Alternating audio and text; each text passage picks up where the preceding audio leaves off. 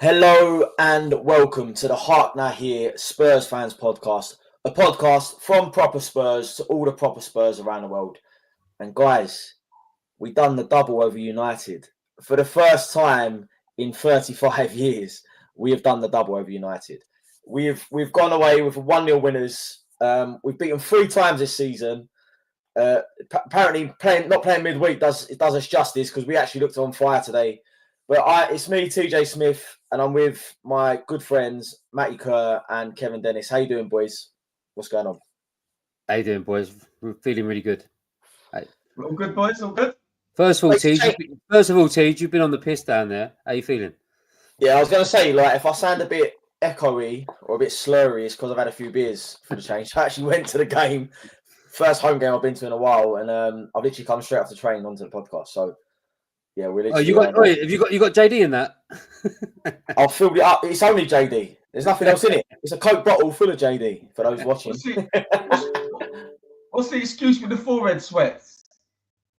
For the forehead sweats, that's because I'm actually worried about all the things we're going to talk about, considering we've got some really good guests on today. Jamie Bradley's going to be joining us later on in the show. For those of you that don't know Jamie, he's an absolutely massive Spurs fan, but he's also a very good boxer on the side as well. And he's going to be on talking about all things Spurs and obviously his upcoming fight, which I know, Kev, you're a massive a fan of Jamie. You've been to one of his fights before. I think a few of us are getting down to it. But boys, before we move on to Jamie, let's dissect the Man United game. It's been a strange one. Nothing midweek. I felt like Pablo Escobar sitting on a swing, waiting for a Spurs game to come round. But given the results that we've had recently, it's actually probably been a bit welcomed. I saw Galatasaray get smashed midweek because I know they're one of our potential opponents in the Europa League. But listen, we've had a free week, and we've had to wait till Sunday. It's been a long wait to see Spurs. And then we go out there and we put in a pretty good performance, I thought. I mean, like I said, I was slightly inebriated for most of it. But Kev, I mean, let's start with you, mate. What did you think? I mean, you watched it from home. How did you find the game today? Yeah, like you said, mate. Sorry, mate, I'm smiling. You're probably not used to me smiling on it. It's because we won a Premier League game at home for the first time since November. So I'm really, really, really buzzing. Performance probably not like fucking fantastic, but with the way things are and the players sort of trickling back, I think it was just about getting a win today at home and giving these players coming back a bit of a boost and seeing some players back. Players like Vicario keeping a clean sheet, which was important. Seeing Odobert again, which was nice. I mean, I've been saying it for weeks, and especially I said last week. I think it just needs something fresh, like players coming back. I said in January about new signings. It just needed something fresh at the moment, just to rejuvenate everyone in there. And I thought players coming back today was going to do that, and it did. I mean, I had Spurs down in my accumulator today to win, so that's how I felt about going into this. But yeah, listen, United are not, probably a bit like us in a way. They're in the shit. I mean, they're just going through an injury crisis themselves at the moment, as you can see on their bench today. That they had only one player on the bench who's made a Premier League appearance. So, it happens to us all. But they're in the same sort of situation as us. But I think we've got more light at the end of our tunnel than them at the moment in this season in terms of going forward until the end of the season. So I think, like you said, it was just about getting a win today, seeing players back, winning, keeping a clean sheet. Yeah, like just really happy. I'm just just buzzing about today. It was been a good one. Yeah, Matt, Kev's kind of alluded to it, but obviously Man United are down there with us. We're sort of bottom half of the table. Had a bit of an indifferent season. I mean, we're both still in the Europa League, but how big a result is it to go out there and beat a depleted Man United side with everyone they've got out, and with the struggles they're having? How big a result actually is it to get a? Listen, I'm not even joking. Like that is the first time in 35 years that we've done the double over United, home and away. That's got to be something, man, isn't it? One thing though, T, I'm not having is a depleted Man United team. We're still depleted as we are. We're absolutely still smashed to pieces with injuries as we are.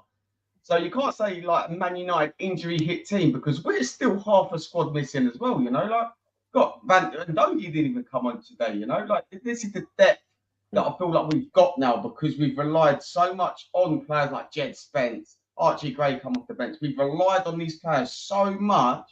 We now class them as first team players, but we're still missing like key players in that squad.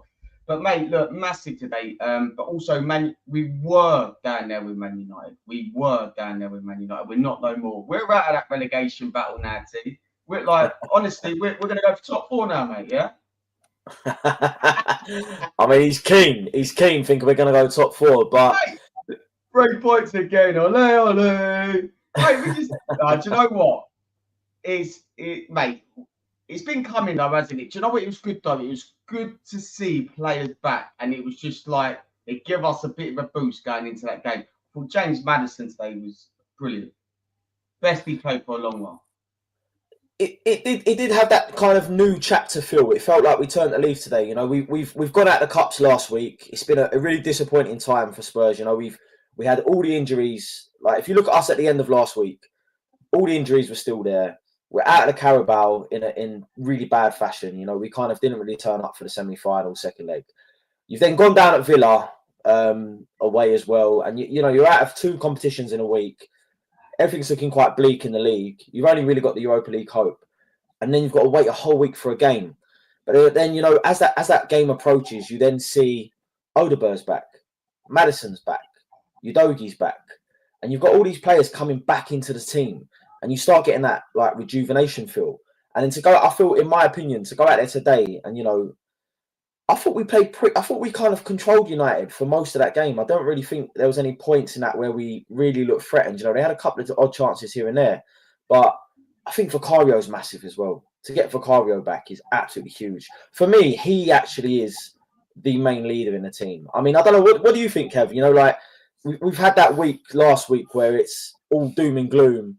And we've literally had to wait a whole week to get it back. But I think the injuries in the build-up have kind of made us sort of have something to look forward to, if that makes sense. And I felt like this game was kind of billed as the battle of the basement top 6. You know, like we obviously consider the top 6 clubs, both us and United. And then, you know, we're both having terrible seasons. Let's be fair. Like for Tottenham to be in the bottom half of the table at this point in the season is rare in recent history. So yeah, Kev, what did you think? You know, like how were your thoughts building up to this game? You know, getting the players back given the week we had before. Yeah, listen, mate, it can't get any tougher than going out of 2 cups in like 3 or 4 days, especially when, well, obviously the semi-final was at the latter stages, and yeah, you know, if we would have got past Villa, it would have been. I mean, a few good teams have gone out. We could have had a good run at that as well. But yeah, no, I think you're right. What you said there, I think a new chapter feel is how I felt going into today. I feel like we really have now got to brush that shit aside that we've been through since November, and it has to have that new feeling now going on. And it was probably a good team to play with players trickling back and getting them back into the game with a team like United. We probably didn't need to go away to a Villa or away to a top 6 side with the players coming back. So to game today, Ipswich, I think they're 2 good games really to settle everyone back in for a good run at Europa, and still got a lot of league games to play as well. There's still places to climb, but I think at the moment it's just about getting morale back. It's getting people off. Angie's back, getting players back from injury, players that have come back now, get them settled back in properly. I mean, I looked at that bench today and I was like, I don't think I've seen us have a bench like that for fucking months. I mean, I looked at the bench and I was like, game changer, game changer, game changer. He could do that. Well, we haven't had that before. And so, yeah, that was massive. But, I mean, the only thing I was worried about today was, you know, there's a massive excuse around the place or in the media or whatever it is that, you know, we're losing games because we've got players injured. And we've said it, and just said it, when players come back, things will change. So players were coming back today and it had to change. And if it didn't change today, if we would have lost today with them players coming back, I feel like it could have gone the other way. And so there was a lot of pressure on Ange because he sort of said about the injuries and we need to get players back to start changing our fortunes. And it happened today. But it needs to happen again. It needs to happen against Ipswich. I mean, that's a massive game. And it's not the easiest place to go this year. I mean, I've seen good teams win there, but struggle to win there. So it's going to be tough. But I feel like players are settling back in. Like you said, Vicario's back. You know, you've got that leadership material. People like Ben Davis, I think, are slotting in great. You know, you've been able to rest Archie Gray today, which was good. You've you played Bergvall, who's been hungry. You took him off. You brought players like Basuma and Sauron, who are good when they come on. I mean, the squad just felt quite thick today. So yeah, it was a great game to get started, and I do feel like we now have to kick on, and we now have to have some consistency, because we haven't had consistency all year, and we need to have it now, especially going into the Europa League. I mean, morale just needs to be better within the club and also over the fan base as well. So yeah, it could have been tricky today in terms of what players back and how we said we're going to change once players are back. But listen, we've got the job done. 3 points, clean sheet, done a double over United. Let's bring on Ipswich. Yeah, I think what Kev's saying is the key to it. It's a great result, but if we then go to Ipswich and lose, then it's back to square one. And it's all about building that consistency, which is something. The only thing we've been consistent in this season is being inconsistent. Like you just know that there's no guaranteed result with Tottenham this season. And yeah, Matty, like Kev's already touched on it, but how big is it having the players back now? Like how does that help us build on the consistency? I mean, Maddison back in the team today and getting on the score sheet straight away. Someone says it's a tap in, but he's got to be in the right position to get that at the same time. How do you feel like Maddison performed today? Sorry, T, I couldn't hear you, mate. What's that, man? Fucking heroes. I thought Prince Charles walked in. Or King Charles now he is. Martin Keown, isn't it? Where's he got them fucking ears from? Mate, I thought I'd buy him on here, mate, because I knew TJ was going to waffle on and I knew I couldn't hear him at certain points, so I thought, let me grab him out. Fucking touche. I'll tell you what it is. I thought Maddison today, in that first half, made himself available all the time. He always wanted the ball, no matter where he was. He was lucky not to get booked. I'm fuming because I didn't to be booked, but it was unlucky to be booked. But honestly, mate, I think just having him is massive. I always say, even when Maddison's fit, Maddison and Kulu need to play in that team. Yeah, they have to play. We need to start both of them. It was good that we got an hour out of Maddison. Going into Ipswich, it's going to be a physical battle. Like you've got to be up. We see what Liam Delap done to us at White Lane. So it's going to be a physical battle there. I thought they would sit in deep when they come to White Lane. However, they didn't. They attacked us and we got the 2 goals and then made it hard for us in the end. But I think having the players like Maddison back, Brennan Johnson, I know Ramiro van der Ven, Solanke not back till like early March. So it's now beating Man United today, but then bouncing to go and beat Ipswich. There's no point beating Man United and being inconsistent and going slipping up at Ipswich. It's important we take another 3 points. And then we go to Man City, where Man City, they're picking up a bit of form now, They just absolutely thumped Newcastle. So, but TJ, I tell you, we got their number. All day long. All day long. I never don't fancy us against City. It's the one team in the league. I don't care how out of form we are, how in form they are. I never not fancy us against City. But listen, let's go back to the game today. Let's just touch on the players that were available. I just want to give a little bit of airtime to Spence. Because this was a guy that was yes. This was a guy that was at the beginning of the season frozen out. He was not even in our Europa League squad. This was a man that was, not really in Ange's plans. Let's be totally honest about it. And he's coming from the cold. He's been consistent in the performances where he's had to play, and I think the guy is playing like he's got so much. What's the word? He's got so much flair about him at the moment. When he gets on the ball, please come to me. Please come to me. I'll come to you, Kev. Don't worry, mate. I just want to get my own point across first about him, because I'm in awe of the geezer at the moment. I feel like for someone to come back from fucking Siberia and with a fucking tan, because he has, the way he's come out of the cold to where he is now, and he's on fire, this geezer. And for me, he's actually probably sort of up there with Kulusevski for player of the season at the moment. How good the guy's been, and how good and consistent he's been. But like I say, Kev, I mean, today, how good was Spence for you, mate? Oh, mate. Do you know what? It hasn't even been just this game. It is, like you said, but I mean, I always think about the shitty situation we've been in over the last couple of months and having shining lights in a dark tunnel, as we keep saying. And we've mentioned Archie Gray in that. But we mentioned Spence as well. But Spence more for me because, like you said, he's come in from the cold under Conte. He was a player that the board apparently wanted and the manager didn't. Was frozen out, fucking loaned out. Nearly went to Genoa in the summer as well for fucking like £12 million. I mean, fucking glad that didn't happen now because he's managed to get his chance because of injuries. And for me now, he's the first name on that team sheet. And I still think he's playing out of position. I still think he's a right back. But he's having Jaw on that left, and if he was left-footed, fucking hell, it'd be fucking even more dangerous.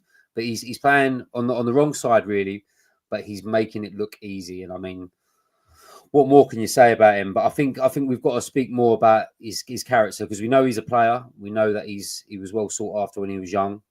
I remember him destroying us in a cup game against Borough. And knew he played well for Forest as well at that point before we went out on loan. So we knew there was a player there, but I think it's his character to come in from the cold to grab his chance. He's had a shit label on him, and as a shit trainer or whatever. I mean, I know a few people in there, and they just said that he's really, really fucking laid back, but laid back to the point that you think he doesn't actually give a shit about anything. And I know people like that in my life, and if I introduce someone to them, you automatically get that feeling off them. But when you turn around to someone and go, no, do you know what? He's actually all right. That's just the way he is. I think now people have learned that about Spence behind the scenes. And once there's a football at his feet, you see a different animal, but you've got to get past his character first. So obviously he must be showing great character and great determination in training. They must have got used to him behind the scenes because, like you said, when he's on the ball, when he's on the pitch, he is a fucking star. And I've called it months ago when he first come on the scene that there's an England call-up waiting for him. And I still think there is. Him and Archie Gray, I think they've been that good. But Spence is fucking knocking on the door every time for an England call-up. He's just consistent, gives everything, can defend, can attack. He's great in the air. I mean, I don't know what more I can say about him, but I'm fucking in love with the geezer. He's just like I said, a massive bright spark that we've had in recent months. And sometimes you hate your players getting injured and your best players getting injured, but sometimes it opens fucking doors for people. And it's opened a massive door for him. And yeah, I mean, it's all down to him now to lose his place. But playing like the way he's been playing, I mean, that guy should play for every single game for the rest of the season. And I'm glad he's in the Europa squad as well, and they sorted that out. Because, yeah, he's massive. And, we've always said that Porro really is a bit inconsistent, and we'd like to see Spence out on the right. So, he can play right or left. So you've got the versatility side of him as well. But, yeah, for me, him and Archie Gray, players of the season so far. But Spence just for how he's come back from the dead with everything. So can't say any more about him for how fantastic he's been. So proud he's wearing my shirt as well. So, yeah, man, really fucking buzzing. I mean, Matty, how do you follow that that endorsement from Kev about Spence? I mean, it's tough, right? But, we've got Udogie coming back and Porro, who, last year were our, like Kev says, they were the first names on the team sheet. And now you've got Spence in the mix, and you sit there and think, how can you pull Spence out of this team at the moment to put one of these in? And I don't think you can, right? Like, Matty, I mean, tell me what you think. Like, is there a way that we can get all three on the pitch, or is it a case of one of them to sit now when they're all fit? I think we should have to rotate it around. We know Ndogi suffers with quite a few injuries now. He's seen that over the last since he's been with us, hasn't he? Porro has played the most Premier League minutes, I think, in any single league so far this season. So that geezer needs a breather. So I don't think it's the point of just dropping one out. I think it is give it the next one is when Ndogi's fit. Against, for instance, Ipswich, you might come on the 60th minute mark, and then you bring on Ndogi, but you might take off Porro, and then Porro might start sub against Man City because then we've got the fast high line. I think it's going to be hard, but you can't drop Jed Spence. I think he's been one of the most key performers since he's come into this squad. I think Matt's right there. It's about now having rotation, and you can rest players, not even like game by game, but halfway through games, 60 minutes, you can give players rests, and that's not what we've been able to do. We've had to play the same players at fullback, even when they're making mistakes like Porro has. You still have to play them because you don't have an alternative. But now you're getting players back. You can now give Jed Spence half a game or rest him a complete game and then bring him in the game after. And it's just about having them choices. But when Porro's on his game, he's a decent fullback. but when he ain't, he's shit. But you've got a choice now of 4 decent fullbacks to choose from with a mix of League and Europa Cup games. So for me, yeah, like Matt said, it's just about having the choices of rotation there as well, which is massive. I believe, Yeah, I I just want to. sorry, mate. I honestly believe if they sent the survey out to us now for player of the season now, I would honestly say Jed Spence, because where he was to where he is now is massive. And my player of the season right now to this date is Jed Spence, and it'd be hard to change that from now to the end of the season. Yeah, I mean, he'd have to have an absolute howler, right? And like I said, I think early in the season, Kulusevski was the kind of standout player.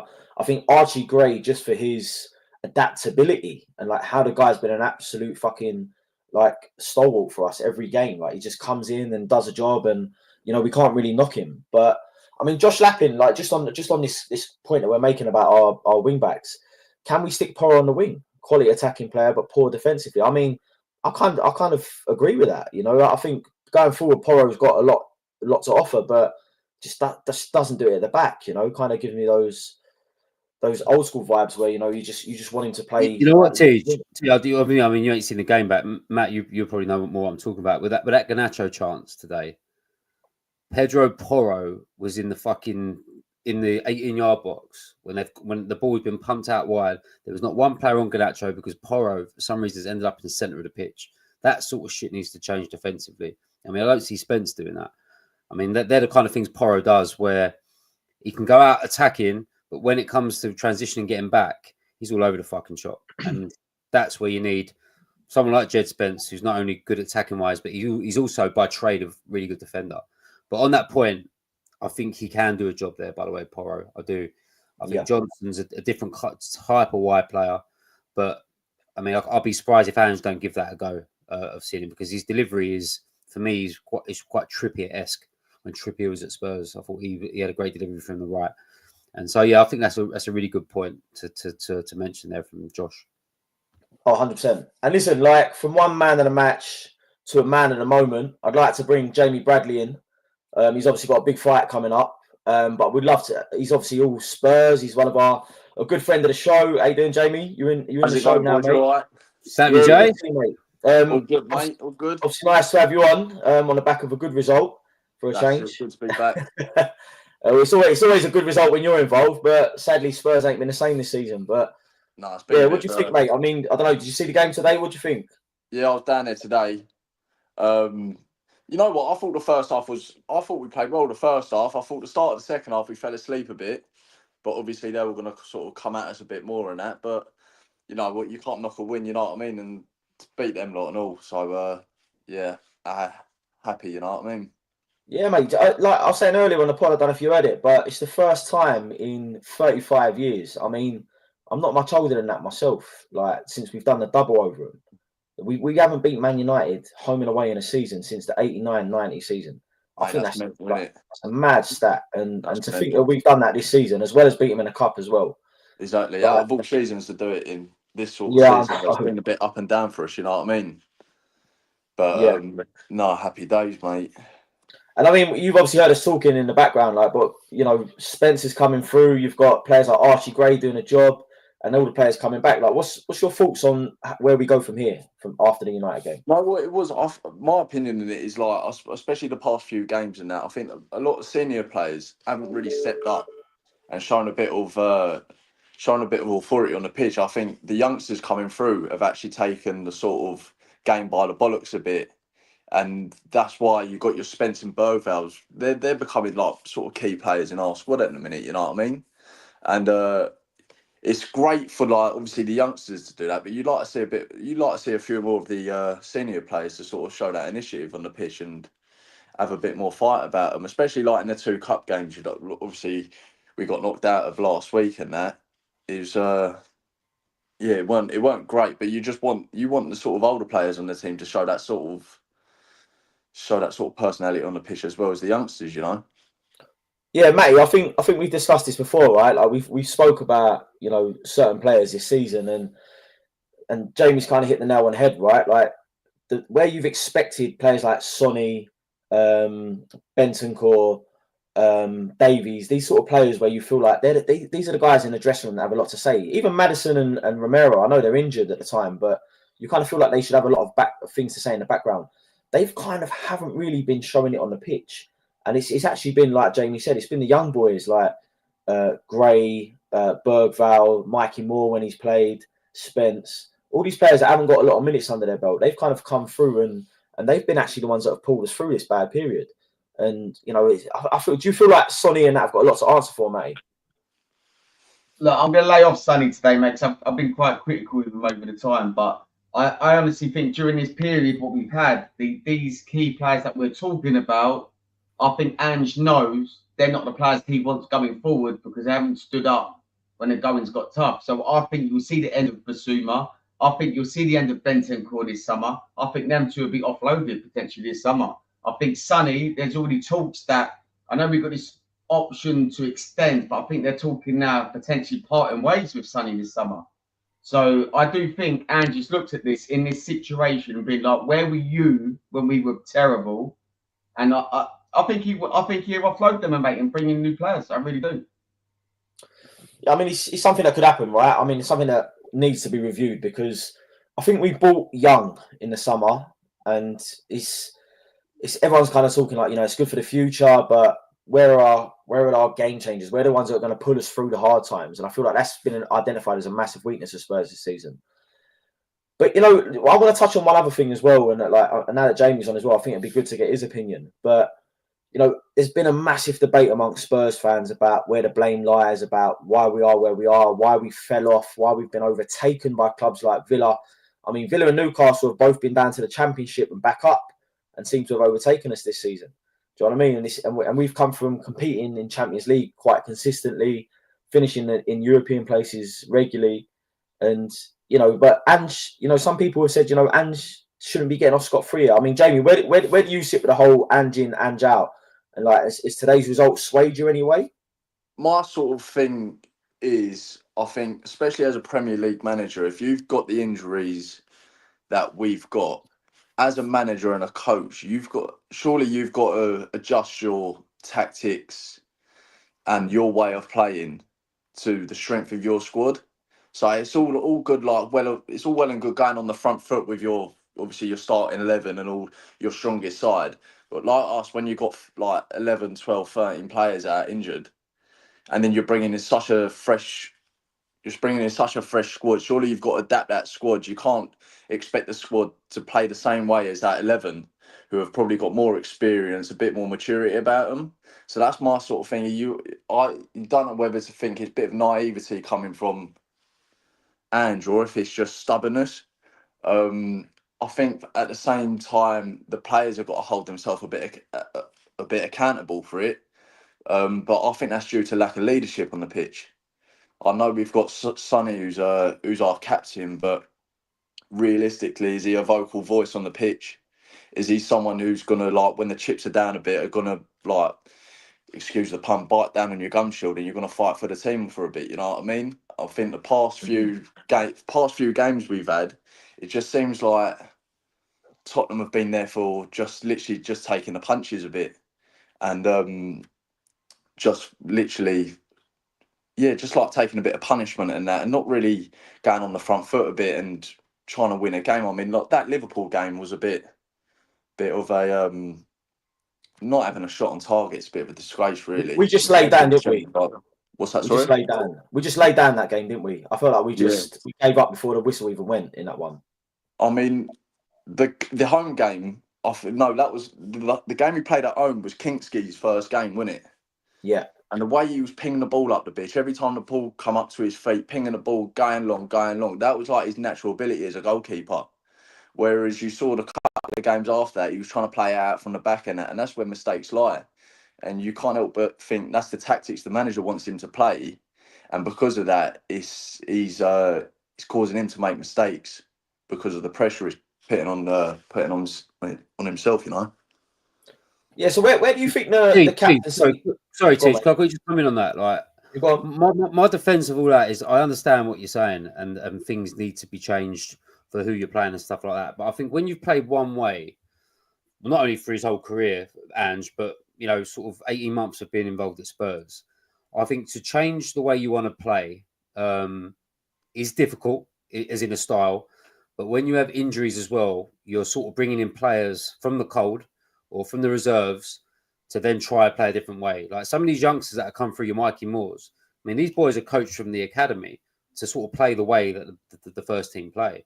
But my sort of defense of Ange in that is when you're playing 3 times a week, you're barely getting training sessions in. When do you train and change your whole style and work on listen, people are going to say they're on fucking thousands of pounds and they should be able to do it because of what they're on and the facilities they have. But you need to drill a style, to drill a certain style into a team takes a while. It's not saying you can do over a week's training session. It takes time. And with the way the situation is with players and stuff like that and injuries, I think it's been pretty difficult for him. I mean, if we're in it now and we've got a whole week to train, I think after a few weeks or a month or so, you've got a chance of nailing it on the head. But when you're not even training the week, I think it's really difficult to implement a different style where you're going to sit back, where these players are normally programmed to play forward. I mean, that would be my defence in Andrew, and people will probably cut me off for it. But I mean, I don't think it's easy just to change styles and completely change the way of playing in such a small amount of time when you ain't training. And I mean, that Liverpool game as well. I mean, whether you sit or you fucking attack, I mean, you're fucking getting picked off regardless. Do you know what I mean? But and what Jamie's saying is right, that we should have had shots on goal. We should have given the 6,500 a bit more. But I think it was shit or bust either way. But I mean, I think Andrew will tell you that he wants to play his way and he can only do that with players back. So now players are back. I think we'll go back to playing that the way that we first fell in love with him. And if we can keep everyone off the treatment table, I think we'll get back to normal. Yeah, I think that's the thing. I think, like we said earlier in the show, firstly, it's about keeping players fit and ready and, adjusting. I personally have always thought that there's something in training that's led to the amount of injuries that we're getting. But it's keeping players fit and healthy, but also building on results like today. Like, listen, it wasn't a definitive performance, but we've ground out a 1-0 win against a team that's in a similar position to us. But we're now got to go to Ipswich away, and do it again. If we go to Ipswich next week after a week off and lose, everything we did today goes out the window for me. And you just go back to that repeat of losing games and everyone questioning the manager, the investment in football.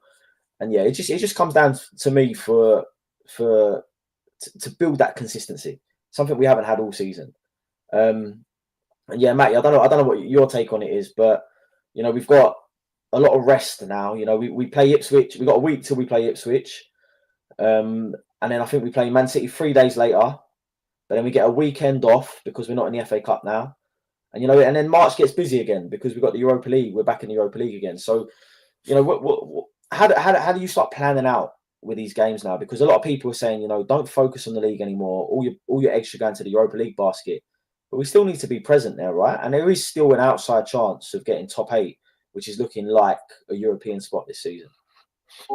See, I'm looking forward to this break, what we got, I think we went through a proper tough time as Spurs fans in this last 2.5 months of playing Sunday, Saturday, Sunday, Thursday, Sunday, and just getting disappointment every single game. So, mate, I'm looking forward to this little break, to be fair. Like, playing once a week, it gives us a chance. Like, Danso come off today. Like, we don't really know what's on with him. Like, next week, he could be totally fine. But if we were playing Thursday, we'd be forced to play him on Thursday because that's the situation we was in. So I'm glad now we're just playing every weekend for now. And then come March, we've got Ramiro, Van der Ven, Solanke back. We go again, but it's that now. It's just getting players back from injury and just getting players fit, He's bang on.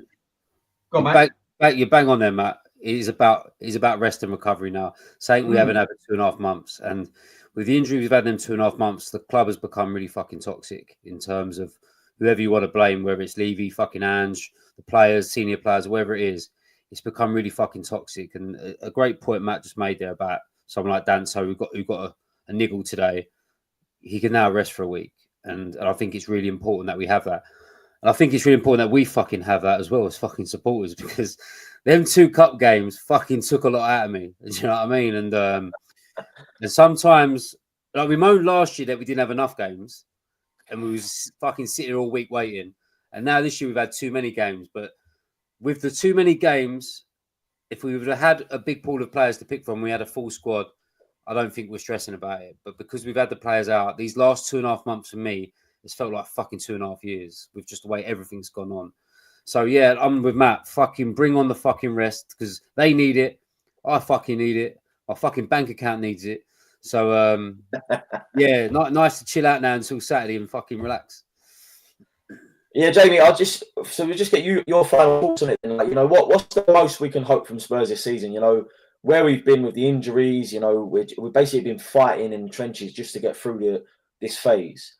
What is the most we can hope for from Spurs this season, in your opinion? Well, obviously we still got Europe and that, and I still think we've got a fair shot in Europe. I don't see why we can't give that our all. But it's nice to creep. At the same time, you want to creep back up the table a bit. You know what I mean? You don't really. Tottenham shouldn't be low bottom half of that table. You know what I mean? And so we still need points on the board. But like today will be a big confidence boost for that team to sort of go into like Ipswich now. And like you boys said, we've got a week off. We've got a week of a bit of a recovery and that. And hopefully we can pick up some more points in Ipswich. So it's just literally playing off the back of today, and just hopefully that confidence builds and builds till Europe starts back up again, and then hopefully we can give Europe a bit more of a dig. I was hoping more of the FA Cup, the Villa game. I fancied us on the day. I just thought, you know what, this is something to go for now. Especially how poor the Liverpool game was. I thought surely it couldn't get any worse than that. You know what I mean? But listen, we didn't come away with a result at Villa, so. Now, especially now, like you said, we've got players coming back now, and we've basically rode the storm out. We've rode the storm out. We can everything's sort of calming down a bit, and we're getting our players back. So yeah, it's just take Europe. Europe's the most. Take Europe for what it is, and go for Europe, and then also like to creep up the table a bit higher. You know what I mean? And yeah, listen, from one positive result to another. You're fighting again, Jamie. You're come off the back of a big win. Kev was there to see it. I know you had a huge following from the Spurs boys. We did our best to get a few down there to support you. But you're 2-0. You're fighting again. So yeah, just tell us firstly, like, how the last fight went, how you felt afterwards, and and what's coming up next for you. Yeah, so I fought on 7th of December. Obviously, just gone. Good fight. It was a tough fight. I was meant to fight a lad from the Midlands, and a week before the fight he pulled out. So we took the lad that I fought on the 7th with like a week's notice or less than a week's notice, which is obviously a new experience for me. These things happen, you know what I mean, in the boxing game. So you just take it in your stride. He was a tricky operator. He was rangy, he was tall, so it was a great learning fight for me, and there was a lot of things to obviously improve on, but a lot of positives to take from it and all.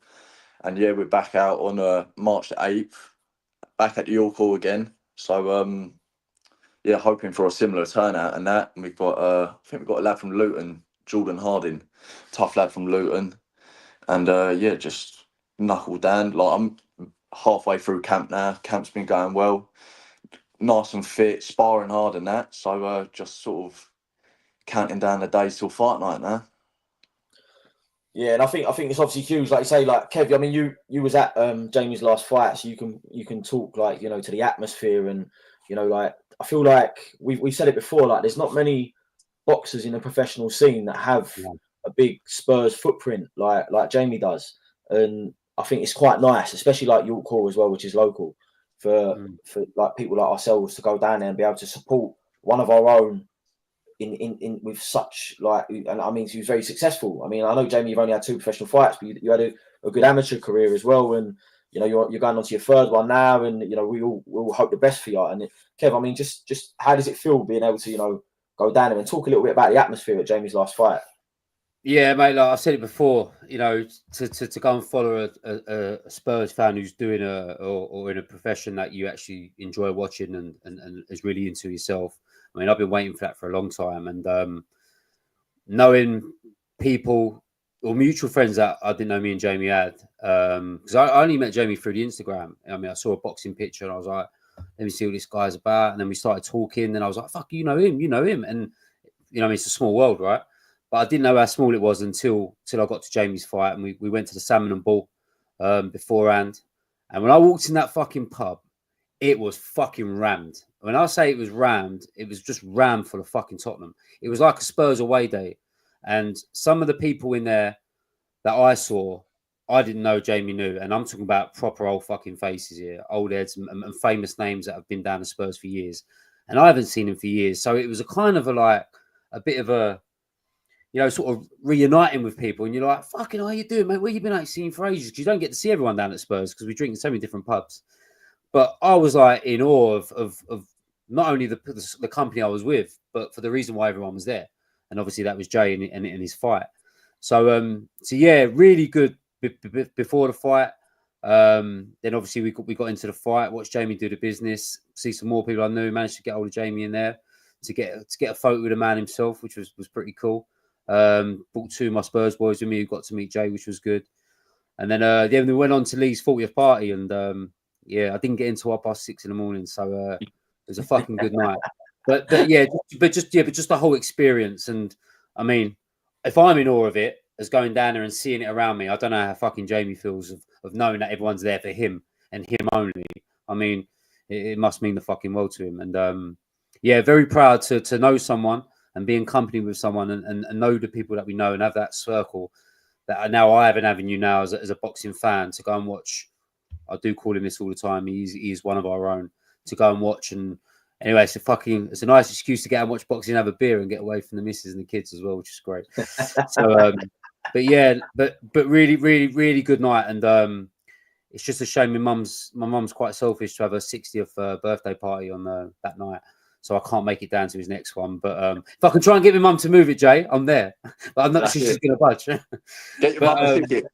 Yeah, get her a Get a ticket. ticket as well, yeah. Put it in her card. But yeah, That's listen, I mean, Jamie will tell you now, he'll probably tell you what it means now of how fantastic it is that people are coming down for him and him only. And that must mean the world. But for me, like I said, as a boxing fan, as a Spurs fan, and now who I call a mate of Jamie's, it's pretty fucking cool to do. So yeah, the floor is yours, Jay. I mean, you can tell everybody listening of what it's like to be the main man. Yeah, mate, it's quite surreal, to be fair. I mean, like you said, Kev, a lot of famous and well-known names, people like I've heard of growing up.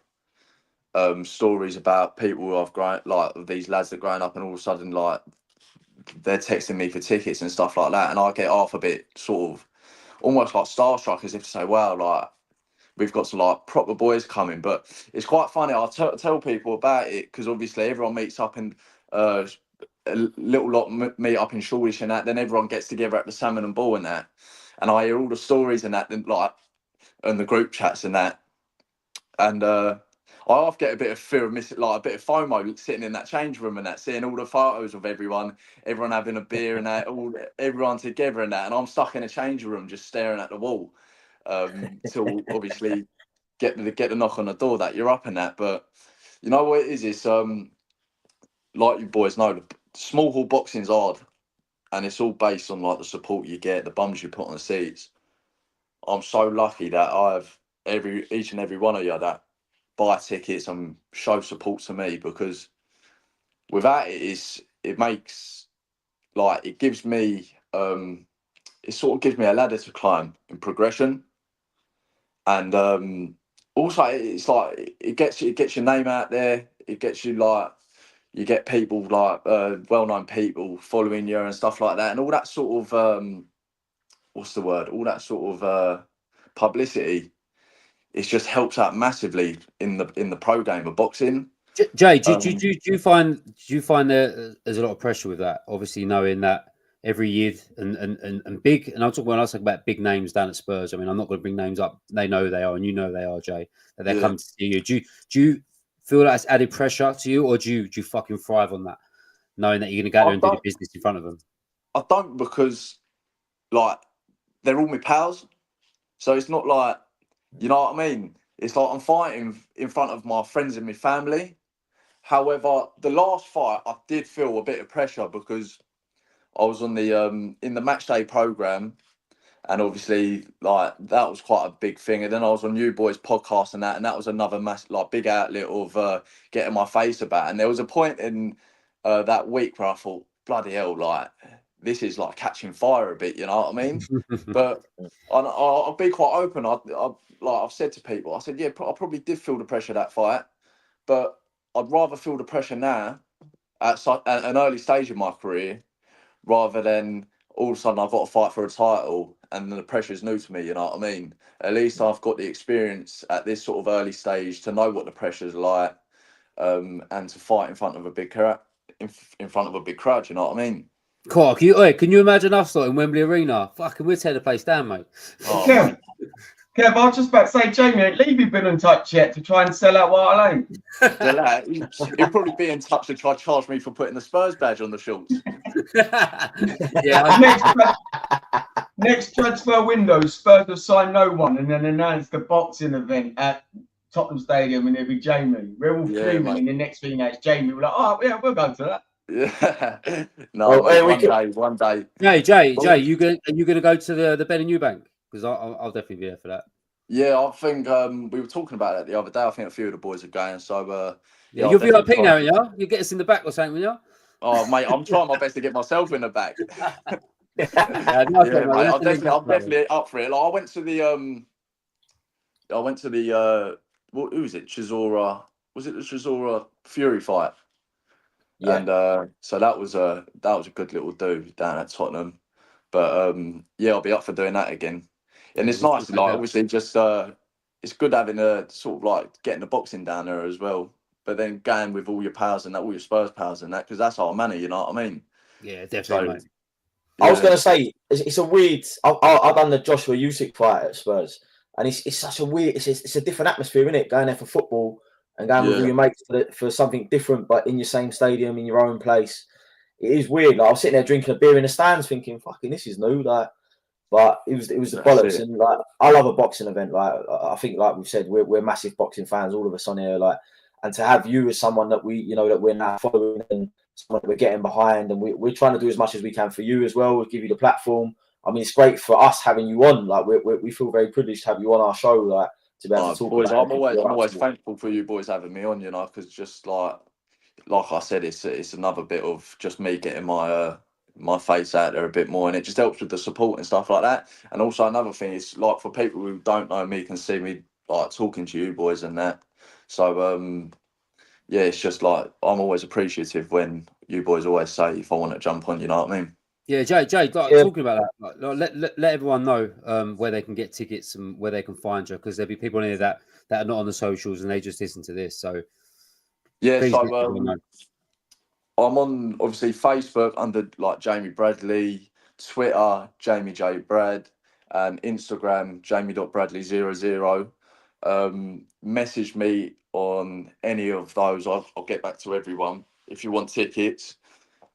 I think our next home game between now and the fight's Man City. So Man City will be a bit of a busy evening for me. So if you want tickets and you're at Spurs for the City game, that'll be your last opportunity to get tickets from me.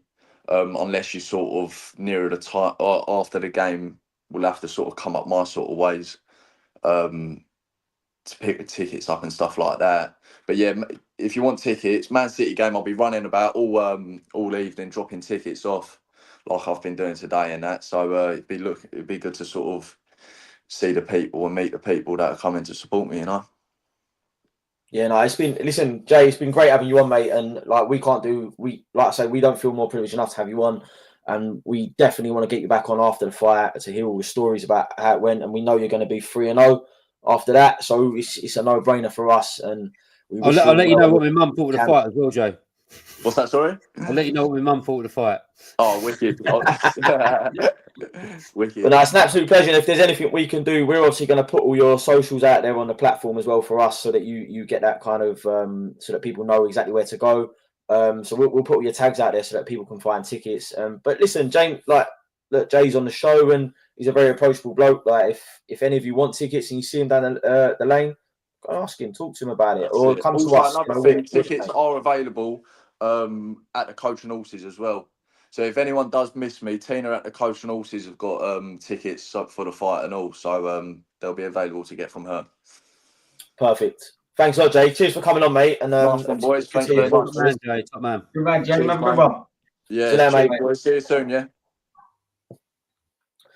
And there it is, lads. Jamie Bradley back on the show again, 2-0 now, and going for the third. And listen, boys, we've just echoed what we said already, but it's so good, isn't it, having a Spurs boy doing well in the boxing scene and locally as well. And I fucking love that, man. Like, it's brilliant, isn't it? And I don't think there's anyone out there that Spurs that doesn't get behind Jamie with this stuff. So you know what it is, listen, Tej? He not only wears the cock on his shorts, which is something we don't see anyone do at the boxing, but he's got the whole Barry Manilow can't smile without you thing. It is like a proper Tottenham feel. And if you ever get down to Tej or we go together or whatever, when you go into them pubs, you've got to see it to believe it, to realise that the support that kid's got. I mean, proper faces as well. And yeah, man, you couldn't even get in the fucking door of the pub. I mean, that was just before the fight, let alone getting into your call. So yeah, he's got massive support, and yeah, man, he should be privileged, and people should be privileged to follow him because he's a lovely guy as well. So he thinks to be proud of at the minute at Spurs, isn't it? Yeah, man. Well, He's a positive. He's a positive. Exactly, it's a positive on the back of a positive result. And I just want to give a quick shout out to our sponsors, you know, because they do a lot for us here. And I just want to speak about joinit.co.uk.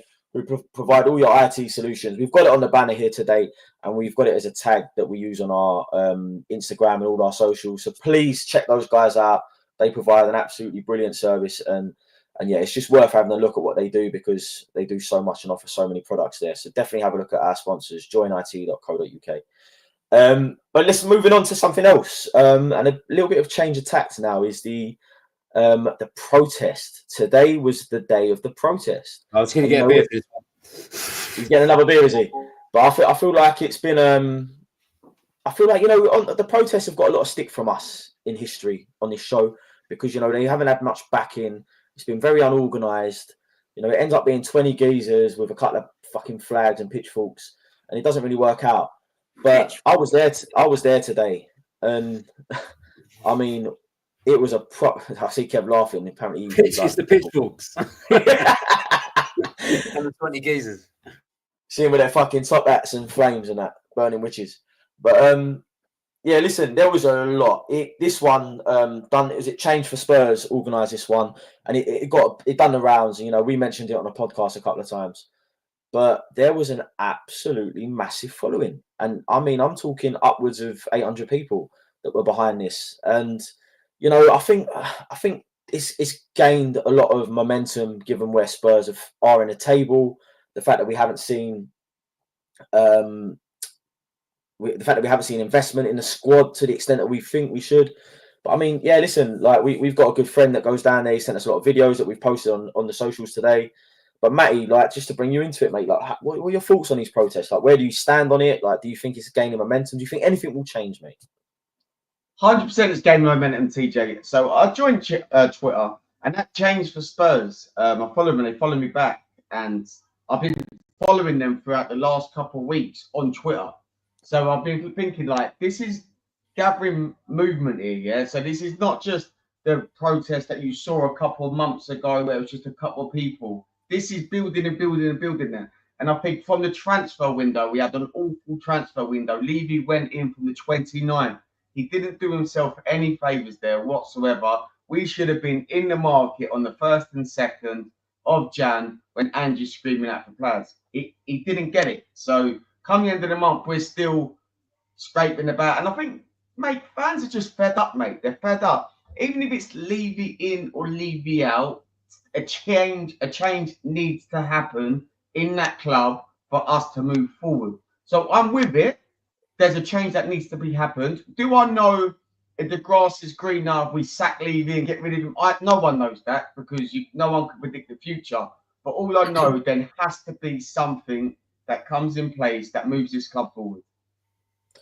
Yeah, it's a tough one because, you know, they've always say better the devil you know, right? And you know, you've seen situations like United where Ineos have come in as the saviours and they're cutting back. You know, they're not really investing in the squad. They're talking about this massive regeneration project of Old Trafford, which has got so many hurdles to get over. And, you know, all you're hearing about is redundancies in Manchester. Kev, like, where do you stand on it? Because I know as a podcast, we've kind of got a view, right, that we kind of feel like the lack of investment is put us where we are. But where do you feel about this protest? Do you feel like ownership change is necessary? Yeah, just touching on the protest before I get into the ins and outs of what I feel. I mean, I was really, really impressed with that today. And I've been a skeptic of these protests, and rightly so, because of the poor turnouts we've had. And you know what? I won't butter it up. They've been pretty fucking embarrassing. Now, fair play for the 20-odd people that used to go out there and do it, but you ain't going to do nothing with 20-odd people. It needed something big to happen. I think Matt's right. I think people have known it for so long, but I think the manager changes over the years as you know, especially since Poch has really sort of revved it up in terms of a lack of direction where the club's going. Especially even just the managers they've appointed, you can see that they don't really know where they're going with it. But yeah, this change for Spurs, and listen, I'm going to reach out to them this week and try and get them on here, because I'm really, really impressed with the numbers today of what they created. Listen, there was other factions that joined with them and got it out there as well. It ain't just change for Spurs. There's others involved, but this change for Spurs was kind of the ones that really put it out there and had their name on top of it. So yeah, I'd like to get them on, just to congratulate them and say, you know what, I've probably been waiting 20 odd years for a protest like that, and finally someone's gone out and done it and managed to drum up big numbers, and I think that was impactful today. I mean, Matt, you watched it on the telly as well. I mean, Sky picked up on it a lot. I mean, they talked about it with the pundits, with Neville and Redknapp. They veered cameras for drones or choppers or whatever it was from a top view down and watched the march come through. I mean, this ain't just on social media. This is Sky Sports, and when it gets on Sky Sports, you know it's going to be impactful. Also, Kev, I know we was love on Sky, but you look outside on all the videos. There's news coverage like all over the places, different social media news. Yeah, listen. The media, people outside, building massive coverage on that. Yeah, the media are never going to pick up on it when you've got 20 people with a couple of scarves. I mean, it ain't worth their time. But obviously, they've got wind of this and thought there's going to be a story here. Great for them as a media outlet to get it on the film, newspapers and whatnot to write about it tomorrow. So it had to be big and it had to be impactful for them to notice and want to get involved. And I'm glad it did. And I knew once the media got hold of it and it become big, it would cause problems for them in there. And I think it will do. And I don't think no matter what happens this season, I think they've got to stick to their guns now. No matter if we go on a run of winning 10 games, even if we win the Europa League, it has to change, because I'm thinking about the next year. You know, I'm thinking about the year after that and the year after that and the next 10 years. And under this regime, the way it's going, in the next 10 years, if we did pick up a trophy, I can't tell you that we're still going to be going in the right direction under this regime.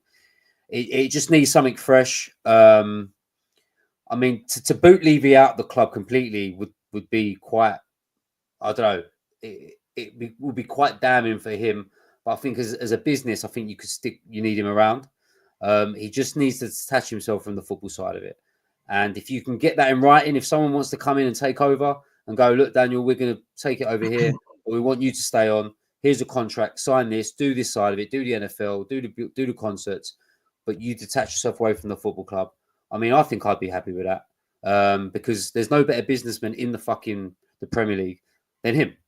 And when you talk about Man United, they teach about coming in and making redundancies and all that. They've had to do that because they put themselves in debt. And we haven't done that. And he has kept a steady ship. But that is the steady ship and not having any risk factor with it is probably the reason why we're staying here. So I understand it's sensible to be where we are. But as a club of this stature, and now we've got the training ground and the stadium, it needs to be pushed on. And under his regime, it isn't going to be pushed on. But yeah, I would still like him around the club as a business advocate. I think we'd miss him in that. But the football side of it, we just need someone to come in with the money, but just employ really good football people to run the football club. And I think we'll be okay. But I'm glad that happened today. And, you know, I was listening to Defoe on there and he was sort of saying, you know, that would really hurt him. I mean, Defoe can't slag him off too much because he's probably still involved in the club in some capacity. And and some people won't. But I'm glad it's hurt him, and I'm glad because he has to realise that there is a time when you need to let go. And if you support this football club and love it as much as you say you do, and you love us as much as you say you do, you'll realise that it just needs a bit of a change direction. 20 odd years and their manager changes and the lack of trophies is saying something. And if you can't, as a clever businessman that he is, realise that, then you're being selfish in terms of trying to run us still as a football club and making football decisions. So yeah, I'm glad this has happened. It needs to keep happening until he is removed from the football side of it. But yeah, really well done today for Change of Spurs and whoever else was there, and well done for everybody that went down there as well. And you know what? If I had a match ticket today, which I didn't because I was busy, but if I did have a match ticket, I probably would have gone down there and I would have got right involved in that. And I probably would have looked around and thought, do you know what? These are my fucking people. This is our club. This isn't his club anymore. It's our club. And without us, that club isn't there. And he has to realise that. And he's holding us back in terms of how he goes forward and the football decisions he makes going forward. So, yeah, really, really positive today with that. And, yeah, well done to everyone that went down there and done it. Brilliant. I think like just on the back of what you're saying, Kev, I think the difference now to what we've seen previously is the attention that the protests are getting.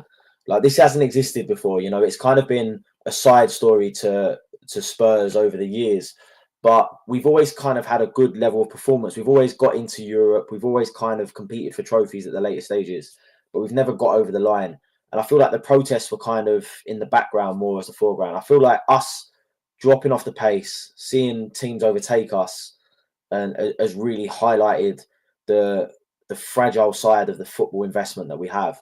And I think there's a lot of damning statistics as well when you look at Spurs. Like, in the world, so this is globally, in the top 30 football teams, this is football teams, not even sports clubs, this is football teams, top 30 football teams, we have the lowest wage to football revenue ratio. That is insane. That should tell you everything you need to know about attracting players. If you want to attract talent and you want them to come here, you need to pay them, right? Do you know what the thing is? They were saying that. They were saying that point, and they were saying that is why we're kind of stuck where we are, where people like Aston Villa, United. I mean, you look at United.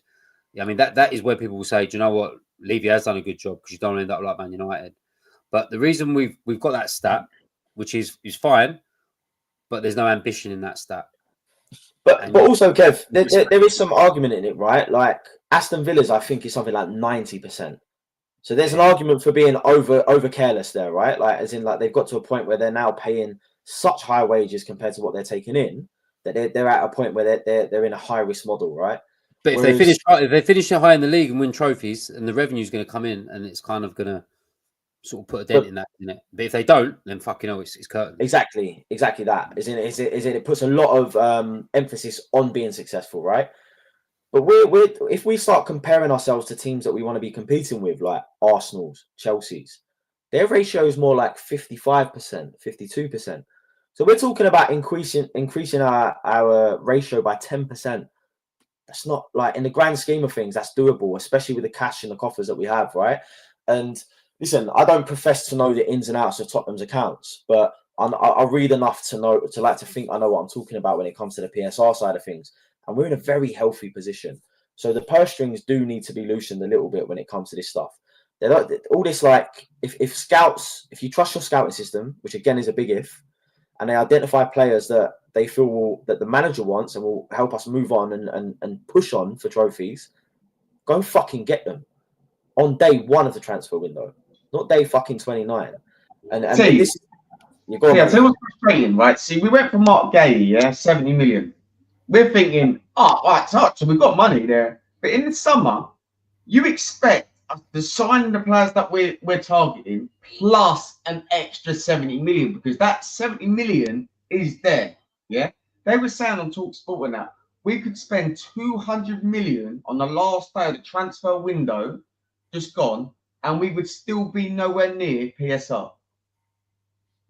Yeah, and that's because a lot of the offsets that we get with the stadium. That 70 million we bid on transfer deadline day for Mark Gay will be gone come the summer. We will never see that 70 million, just like we never saw the Dybala 70 million and stuff like that. It all just gets gradually swept under, and then we sign a couple of players like 15 million here, 20 million here, 22 million there, and that's it. It's gone. I want to point something out as well, because I'll be honest with you, as a corporation, I'm not a massive fan of them, but the BBC actually put out a really good article on Spurs and how Levy operates, and they had some sources quite close to him apparently that were quoting like how things work, and they said that no one works harder than him, which I don't think any of us doubt, but I think the problem they have is that he surrounds himself with people very similar to him, and he's not someone that's very outspoken.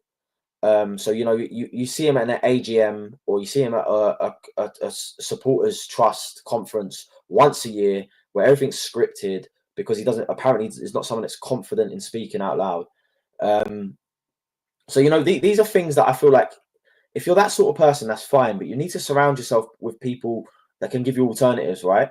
And apparently Donna Cullen and a lot of these other guys that are at the executive board of Spurs are very similar to Daniel Levy. And they kind of just like, I'm quoting the BBC website now, but they kind of sit in the background and just kind of, let him do the most of everything, right? And yeah, listen, I just think, just moving back to the protest quickly, I feel like it's something that's been necessary. I'm personally not sure how that sort of protest translates into huge changes fundamentally at Tottenham. I think they will acknowledge it, and I think they will try and do things that appease the supporters, but I still don't think it's going to get to where we need to. I personally, and this is me like saying this on a platform that we have, I've always said the only way that you can hurt this situation, but also you're going to be hurting the club by doing so, is to have your tickets and not go to games. It's that simple. If you kill the match day revenue, 40,000 season tickets we have in that stadium, if you all of a sudden decide Man City at home this season, no one's going to go. The amount of revenue, but bear in mind, you have to have your ticket and you don't sell it. So this means that the tourist pickup that people get from when they sell their tickets on the exchange disappears. The match day revenue they would lose from merchandise sales and refreshment sales, alcohol, food, everything else disappears. 40,000. You also have an empty stadium live on television. That for me is the only thing that they will wake up and go, fuck me, this has got momentum. People are not coming. That's the one thing that got Arsene Wenger out at Arsenal. Supporters stopped going to games because they weren't happy with the direction the club was going. There's a big game live on Sky Sports, and on a certain minute, instead of doing that, everyone just gets up and goes and spends their money in the local pub while the game's on. If it's on Sky Sports, you can go to the pubs and watch on TV. I think you've just got. I mean, realistically, I don't know how many people. I mean, I agree with you, Tej, on that. I just don't know how many people could, where they love Spurs. Listen, not saying we don't love Spurs, but we love Spurs and we'll do it for a change. I don't know how many people out of that 40,000 will go, do you know what? Yeah, I'm not going to go and support the team I love today just for change. I mean, you should, but I don't know if they will because of that love they have for the club. And it's a tough ask. For some people, it's a social thing. It's to clear their head from a shit week or whatever, and it's it's their fucking get out. I mean, it's if you've got missus and fucking moany missus and kids at home and think you want to fucking get out on a Saturday and have a beer with your mates, it can be done with Spurs, and it's a lot of people's get out. But you've got to have everyone on the same page. And I mean, you had a couple of thousand on the same page today in terms of a protest, but how many people would you get not going into that ground? I don't know, but I agree with you too. Just it's probably saying that would be the most devastating in terms of sending a message out to the club by hitting them in the pocket. I second what you say, by the way, Kev. I think Change for Spurs have done an absolutely fantastic job in getting this message across. It's clearly got momentum. It's clearly got backing for the amount of numbers that showed up today for it, right? So, I think it'd be great to get them on at some point. I mean, you've already said it. I think just to hear from them and see what it is. But also, we want to hear from you guys, right? There's people listening to this show who either agree or disagree with what we're saying. But if you were at the protest today or you were nearby as an observer watching it, and we want to hear what your thoughts are, so get to us. We're on all your social media platforms at @HeartNowHere _ Spurs Fans Podcast. You can find us on all of those. So please tell us what you think about the protest, whether you're for or against, whether you think everything is going right. whether you think the approach is right. How do we make change happen if you want it to happen? But yeah, please do reach out to us. But listen, let's stick with the positives, right? We've gone today. We've had a week off. We've had 2 wins in a row in the league after a bad week in the cups, and now we move on to Ipswich, which is a team below us, a team in the relegation zone. You know, they're fighting down there, but they beat us at home, and now we've got to go away and deal with the old Liam Delap throw. I mean, Matty, starting with you, mate. What are your thoughts on Ipswich next week? Mate, it's hard because the most Spursy thing to do it, go and beat Man United and you go and lose to Ipswich. It is Ipswich picked up a good point yesterday at Villa Park. I know they've got a man sent off, so Subazay, where his name is, won't be playing against us. Mate, do you know what? A fresh week of football, get back in the training ground. I think we go and beat Ipswich about 2 or 3-0. 2 or 3-0. It's a big shout out. 3-0. I think we need this break, T. Like, we're used to just, like, we're coming off a good positive result against Man United. Now it's back to the training ground. The morale will boost. Do you know what I mean? Before it's lose. Oh my God, here we go again. Now we've got a flight to Hoffenheim or something like that. Scrape a win. The negativity all around the club. Do you know what I mean? I think we're going in with a different attitude to the training ground tomorrow. I honestly believe we collect 3 points at Ipswich. Kev, how do you feel about it? Yeah, I'm with Matt. I think if this game was a few weeks ago without players being there, I really think Ipswich cause us massive problems. Yeah, I mean, I'm not expecting it to be an easy game because it is an easy game, I suppose. Even when we're playing well, we can be open. I expect both teams to score in this game. But with players back, I think Ipswich probably have to change their approach to the game now. I said a thing where I felt like every team that played us really thought they could beat Spurs. I mean, with players back, and if I'm their opposition manager and I'm looking at that team that we had out today and that bench, I'm telling my boys, this is going to be a difficult game. You've got to be at it. But Ipswich will be at home. I'm sure they're going to go for it.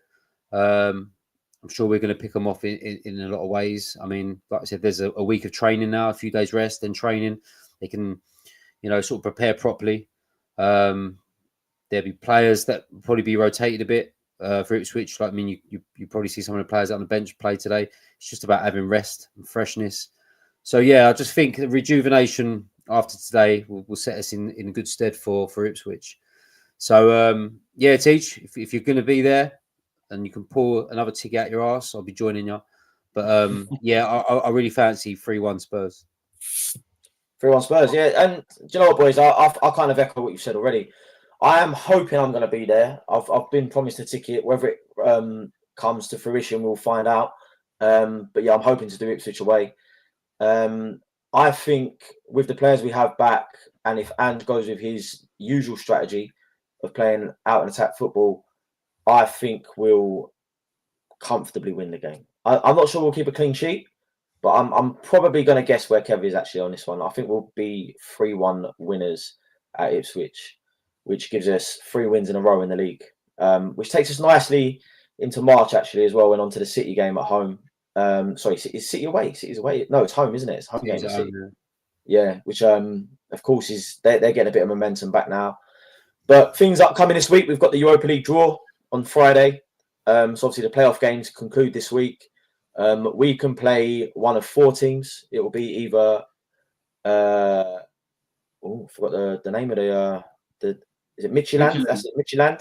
Real Sociedad, AZ Alkmaar, or Galatasaray. The winners from the first legs were Sociedad and AZ Alkmaar. AZ have 4-1 up against Galatasaray. So, that could be and we've played them already in the league phase. So, that could be a game home and away. So there's a lot of things to look forward to. A massive win for Spurs today, and hopefully into next week as we come up to another busy period in Europe. But yeah, boys, thanks for joining us. I've managed to sober up through the course of this show. And you've done. I tell you what, you've done a fucking great job on it, even though you've fucking been on the piss. Really, I was having I've been draining myself to the side here. I've got a toilet down the side that I've been draining into. No, I'm joking. No, but listen, boys, thanks a lot for coming on. It's great to hear everyone's thoughts. It's great to have Jamie on. Please, guys, reach out to us if you can't get in touch with Jamie. Please support him. He's going to be fighting on the 8th of March at York Hall. Not to be missed. He's one of our own. He's a really young, great talent. So if you need tickets, either speak to us or Jamie on all his platforms. And of course, let's hear about this protest. We've mentioned it a couple of times on the show already. So yeah, please reach out to us because we want to really build an image of what everyone's feeling about, Levy, the club direction, and hopefully we'll find some representatives for Change the Spurs to come on. But we've been the Heart Now Here Spurs Fans podcast. Please follow us on all the platforms. We're on your Instagrams, your Facebooks, your Twitter, or X as they call it now.